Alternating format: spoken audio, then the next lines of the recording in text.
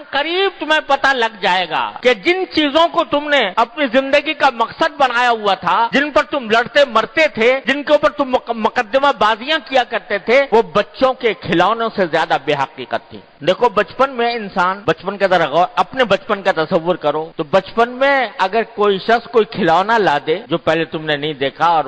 اسے کھیلنے میں مزہ آتا ہے، تو اپنی ساری زندگی کی سب سے بڑی نعمت اور دولت اس کھلونے کو سمجھ، اور وہ کھلونا اگر کوئی شخص چھین کے لے جائے تو سمجھو گے کہ اس نے میرے اوپر اتنا ظلم ڈھا دیا، میری کائنات لٹ گئی۔ ہوتا ہی نہیں ہوتا ہے۔ اب بھی بچوں کو دیکھ لو، بچوں کے سامنے ہمیں اپنا بچپن یاد ہے، اگر ہم اپنے بچپن میں ہم سے کوئی کھلونا چھین کے لے جاتا تو رو رو کے بہت برا حال کر دیتے، اپنے ماں باپ کو بھی پریشان کرتے کہ یہ چھین کے لے گیا۔ اب جب اس کا تصور کرتے ہو تو کیا ہوتا ہے؟ جب اس وقت کا تصور کرتے ہو کہ بھئی میں اتنا چھوٹے سے کھلونے کی خاطر میں اتنا رویا کرتا تھا، اس کو میں نے اتنی بڑی دولت سمجھا ہوا تھا، اس کو جب سوچتے ہو سب کے منہ پر ہنسی آ رہی ہے، منہ پر مسکراہٹ آ رہی ہے کہ کیسے ہم اس وقت غافل تھے کہ اس چیز کو اپنی ساری دنیا کائنات سمجھے ہوئے تھے۔ تو جب آدمی اپنی پچھلی زندگی پر نظر ڈالتا ہے تو جن چیزوں سے دل لگایا ہوا تھا، جن چیزوں سے کو اپنی کائنات سمجھا ہوا تھا، ان کو انسان بعد میں ہنستا ہے کہ میں نے کس چیز سے دل لگایا ہوا تھا۔ ایک وقت ایسا آنے والا ہے کہ اب جن چیزوں دل لگایا ہوا ہے، یہ زمین، یہ جائیداد، یہ مکان، یہ گاڑیاں، یہ فرنیچر، یہ گھر کا ساز و سامان، اب جن سے دل لگایا ہوا ہے، ایک وقت آئے گا کلا سوف تعلمون، اس وقت تمہیں پتہ لگ جائے گا کہ ان کی کیا حقیقت، یہ کچھ بھی حقیقت نہیں رکھتے تھے۔ حضور نبی کریم صلی اللہ علیہ وسلم نے صحابہ کرام کی تربیت اس طرح فرمائی کہ جب کبھی صحابہ کرام کا دل لگنے لگا کسی دنیا کی کسی اچھی چیز کے اوپر، تو آپ نے منع تو نہیں فرمایا، لیکن منع فرمانے کے ساتھ فوراً اس کی حقیقت بھی بتا دی۔ ایک مرتبہ رسول کریم صلی اللہ علیہ وسلم کے سامنے کہیں باہر سے کوئی اچھا کپڑا بنا ہوا آیا، ریشمی کپڑا تھا عورتوں کے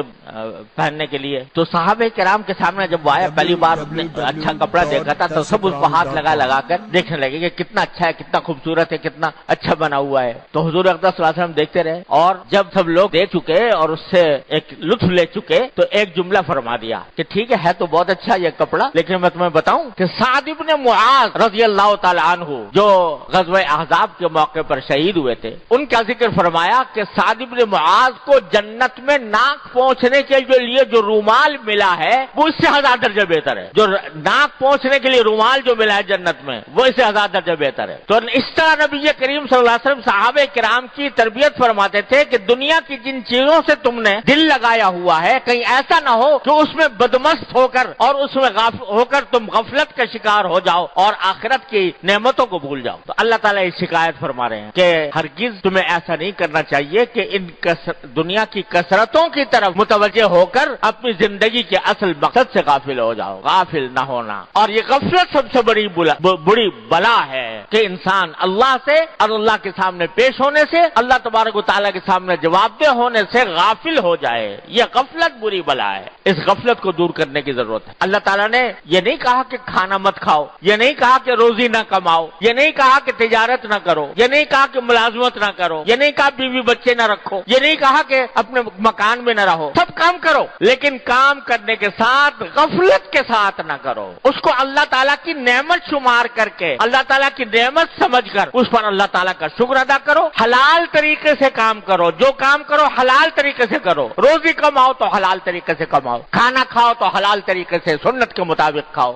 کاروبار کرو تو حلال طریقے سے کرو اور حرام طریقے سے بچو، اور اللہ تبارک و تعالیٰ کی نعمتوں کا شکر ادا کرو، کیونکہ آگے فرما رہے ہیں اللہ تعالیٰ لَتُسْأَلُنَّ يَوْمَئِذٍ عَنِ النَّعِيمِ، اس دن تم سے جو ہم نے تمہیں دنیا میں نعمتیں دی تھی ان کے بارے میں سوال ہوگا کہ وہ تم نے کیا ان کا حق ادا کیا۔